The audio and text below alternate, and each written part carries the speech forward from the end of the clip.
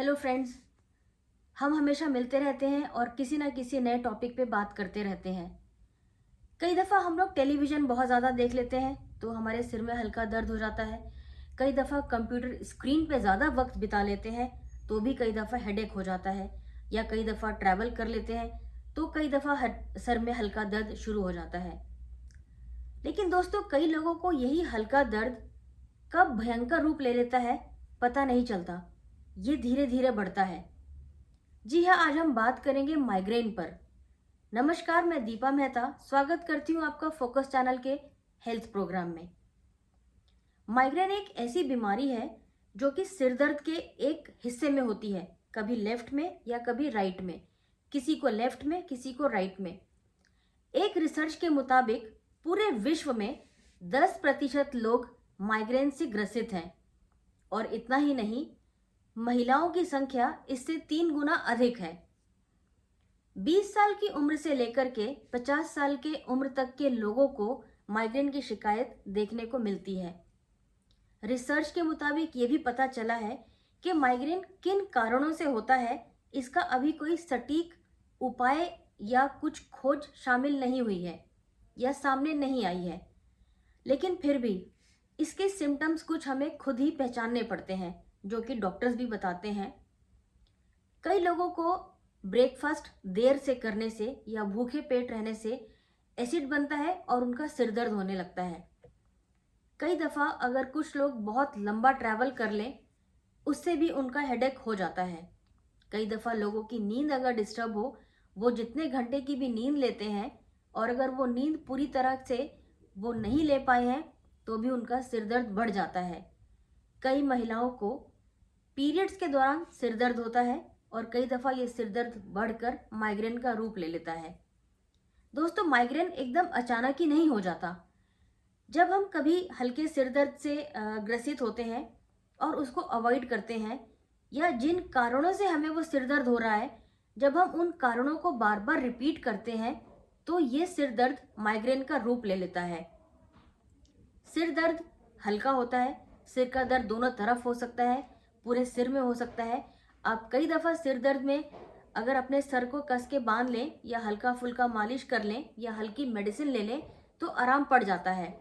लेकिन जब यही सिर दर्द माइग्रेन का रूप ले लेता है तो इससे आपको कोई फ़ायदा नहीं होगा।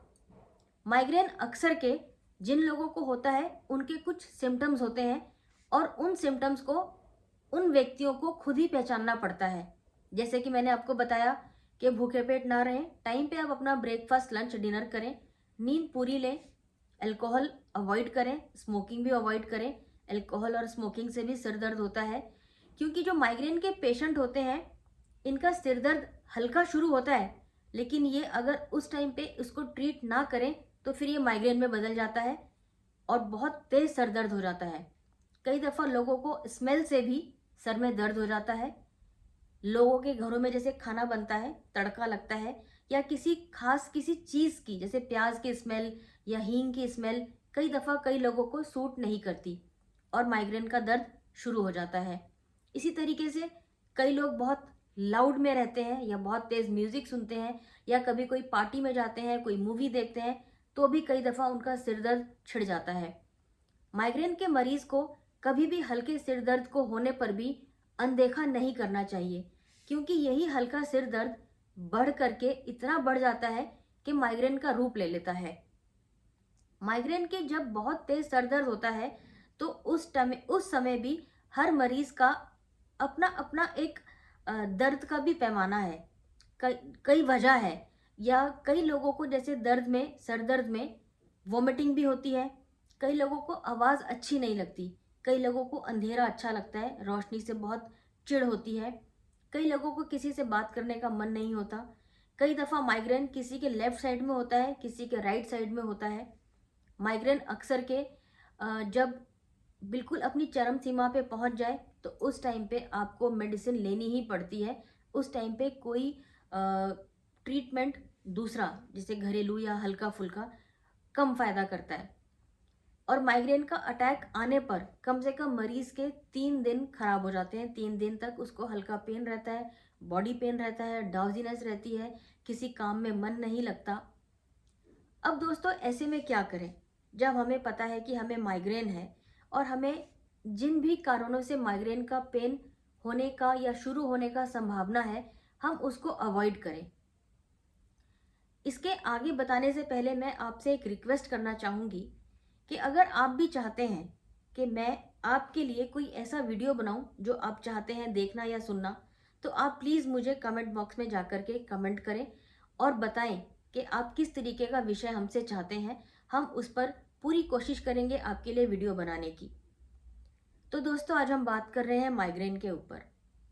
माइग्रेन के दर्द में अक्सर के मेडिसिन से ही ठीक होता है, इसका कोई परमानेंट कोई इलाज नहीं है। बस ये है कि आप उन चीज़ों से बचें, परहेज़ करें। कई दफ़ा माइग्रेन कुछ लोगों को कुछ खास चीज़ खाने से भी हो जाता है। अब हम बात करते हैं कुछ ऐसी चीज़ों की जो माइग्रेन को दर्द में आपको आराम दिलाने में हेल्प करती है। दालचीनी की आप चाय पी सकते हैं, इलायची की चाय पी सकते हैं, गुड़ घी का अगर आप इस्तेमाल करते हैं तो ये माइग्रेन में आपको रिलीफ देती है। ऐसा ही एक आयुर्वेद में गुण बताया गया है कि आप कपूर का एक टुकड़ा ले लें, बिल्कुल चने के बराबर का, और एक कढ़ाई में घी डालकर उसमें गुड़ डाल दें और उसके अंदर वो जो कपूर का दाना है चने के बराबर का, उसको डाल करके उसको हलवे की तरह भून करके बिल्कुल हलवे की तरह बना लीजिए। लेकिन ये हलवा आपको रात को 3-3:30 बजे के करीब खाना है। 3-3:30 बजे से लेके 4 बजे के बीच में खाना है। और इसके बाद आपको 1.5 घंटे तक कंबल ओढ़कर सोना है। चाहे मौसम कोई भी हो, सर्दी गर्मी बरसात कोई भी मौसम हो, आपको 1.5 घंटे तक कंबल ओढ़ करके सोना है। क्योंकि ये एक तरीके का खास इलाज है आयुर्वेद में, जो कि माइग्रेन के मरीजों के लिए बहुत फ़ायदेमंद बताया गया है। इस इलाज से डॉक्टरों ने बताया है कि कुछ ऐसे मरीज थे जिनको कई साल पुरानी माइग्रेन थी, उनके उस माइग्रेन में बहुत फ़र्क पड़ा है, बहुत आराम हुआ है।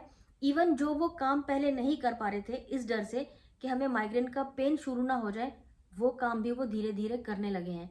जैसे कि थोड़ा मूवी देखना, म्यूज़िक सुनना या घूमना फिरना, इस तरीके की चीज़ें। इसके अलावा दोस्तों आप नियमित रूप से अपनी गर्दन की एक्सरसाइज ज़रूर करें और योगा करें। योगा और गर्दन की एक्सरसाइज माइग्रेन के लोगों के लिए बहुत फ़ायदा करती है, क्योंकि हमारी गर्दन की जो भी एक्सरसाइज हम करते हैं वो पूरी की पूरी हमारे सिर से जुड़ी होती है।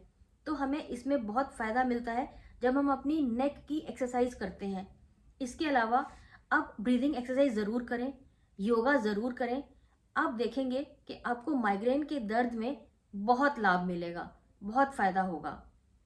दोस्तों अगर आपको ये वीडियो अच्छी लगी हो तो आप प्लीज़ इसको शेयर करना, लाइक करना और मेरे चैनल को सब्सक्राइब भी करना।